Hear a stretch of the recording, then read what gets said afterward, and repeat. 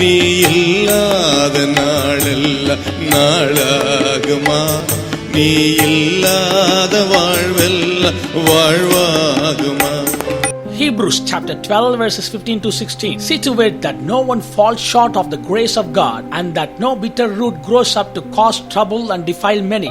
See that no one is sexually immoral or is godless like Esau, who for a single male sold his inheritance rights as the oldest son. Esau was a godless man. It means he was far away from God and his will. He was a godless man. His ways were not of God. Of all the men in the Bible, we can't find a pathetic person like Esau. Mainly it's because of two reasons. First, though he was born into a good family, he became godless in his life. He became alien to God. He lived a life that was not pleasing to God. He was dejected. From this, we should understand that we may be born in a Christian family.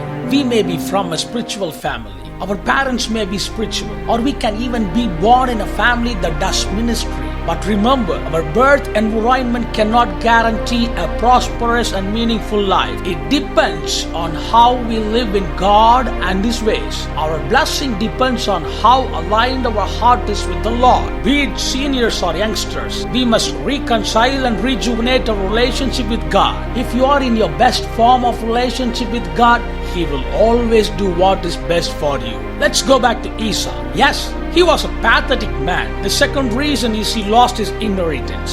In those days, the eldest will get a double portion of the father's blessing. But Esau gave it up after all for a stew.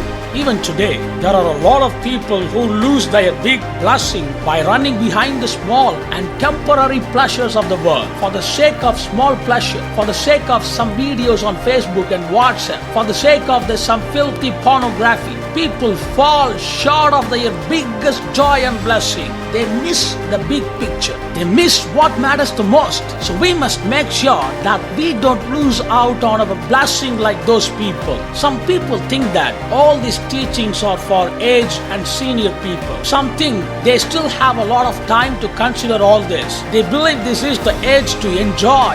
It's wrong. Time is a luxury we don't have. This pandemic has taught us that we don't have time. Seniors die, and so do the youngsters and the children. We may not have the time we think we have. Never delay. Do not postpone. Let the life of Esau sound as a warning to us. Let us examine ourselves and live a holy life. Hallelujah. Hallelujah. God bless you.